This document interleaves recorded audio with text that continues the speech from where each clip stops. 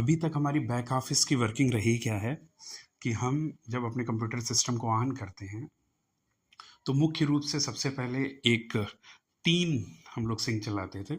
सबसे पहला star database server था, उसके बाद हम डेली सिंक चलाते थे, उसके बाद हाई सिंक चलाते थे और फिर बैक ऑफिस में लॉगिन करते थे।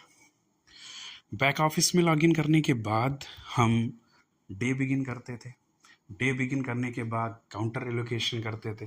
काउंटर एलोकेशन करके हम पॉस में लॉगिन करते थे ब्लू आइकन वाले काउंटर ऑपरेशंस के लिए, और उसका शिफ्ट बिगिन करके काम या बुकिंग या मेल का या सीबीएस या पीएलआई का जो काम था वो करना शुरू करते थे। डाक के काम के लिए हम लोग सैप का सेट ओपन करते थे। सेट ओपन करके वहाँ पर डीपीएमएस से जुड़ा जो भी वर्क होता था, डिलीवरी पोस्टमेंट मैनेजमेंट से रिलेटेड, वो काम करते थे। तो मुख्य रूप से अभी तक हमारी वर्किंग क्या रही कि हम कंप्यूटर सिस्टम ऑन करके 3 प्रकार के सिंक चला रहे थे। स्टार डेटाबेस सर्वर वाला, डेली सिंक और हाई सिंक। फिर हम बैक ऑफिस में लॉगिन करते थे, डे बिगिन करते थे, काउंटर एलोकेशन करते थे और पास में लॉगिन करके काम कर रहे थे। डाक के काम के लिए सैप का शिफ्ट बिगिन या सेट ओपन कर रहे थे।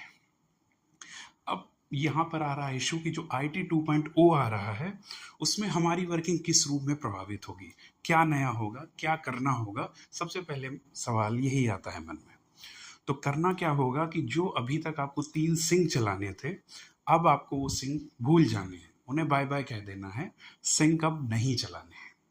करना क्या होगा कि आप अपने कंप्यूटर सिस्टम को ऑन करेंगे, माइक्रोसॉफ्ट एज, फायरफॉक्स, क्रोम, जो भी सुटेबल ब्राउज़र लगे उस पर एक URL को ओपन किया करेंगे, या उसे हम बाय डिफ़ॉल्ट एक बना सकते हैं कि एज खोलें और सीधे वही पेज ओपन हो, prod.cpt.gov.in/employee portal। ये बिल्कुल वही है जो अभी आप CRM में लॉगिन करने के लिए यूज़ कर रहे हैं। तो हम उस URL को ओपन किया करेंगे और उसी में सब कुछ होगा IT 2.0 का, जो कुछ हमें काम करना है। तो आप एक तरीके से समझ लीजिए जो अभी तक जो हमारे 3 सिंक चलाने का प्रोसेस था वो स्थान लेगा माइक्रोसॉफ्ट एज ओपन करने के उस URL को ओपन करने का। उसके बाद हम पास बैक ऑफिस में लॉगिन करके डे बिगिन करते थे। यहाँ पर क्या होगा कि सुपरवाइजर की आईडी से हम लोग लॉगिन होंगे। बहुत सारे जो होम पेज पे कार्ड्स टाइप के दिखेंगे, बुकिंग सोल्यूशन, बैंकिंग सोल्यूशन और भी बहुत सारे, उसमें से हम ट्रेजरी में जाएंगे और ट्रेजरी में डे बिगिन कर दिया करेंगे। तो सुपर की आईडी से लॉग इन कर ट्रेजरी मॉड्यूल के तहत जाके हम डे बिगिन करेंगे। ये बिल्कुल किस तरीके से होगा जैसे पीओ का हम बिगिन करते थे, तो इस तरीके से ये ट्रेजरी का डे बिगिन हो गया। फिर अगला स्टेप क्या था, काउंटर एलोकेशन। काउंटर एलोकेशन कर रहे थे हम, तो हम यहाँ पर काउंटर एलोकेशन करने के लिए क्या करेंगे, सुपरवाइजर की आईडी से लॉगिन करेंगे, बुकिंग ऑपरेशंस में जाएंगे, काउंटर ऑपरेशंस में जाएंगे। काउंटर ऑपरेशंस के बाद ये देखिए एलोकेट काउंटर टू कस्टमर का ऑप्शन आ रहा है, और कस्टमर नहीं, एंड यूज़र को एक तरीके से कह सकते हैं, और वहाँ पे ये एलोकेट कर देंगे और लॉगिन करेंगे। उसके बाद थर्ड ऑप्शन आ रहा था, पॉस में हम लोग लॉगिन करके शिफ्ट बिगिन कर रहे थे, तो यहाँ पर काउंटर पीए अपनी आईडी से लॉगिन करेगा, बुकिंग सोल्यूशन पे जाएगा, काउंटर ऑपरेशंस पे जाएंगे और अपनी शिफ्ट बिगिन करके वो बुकिंग वाला काम शुरू कर सकते हैं। फिर याद करिएगा वहाँ पर हम कर रहे थे सैप के सेट को ओपन।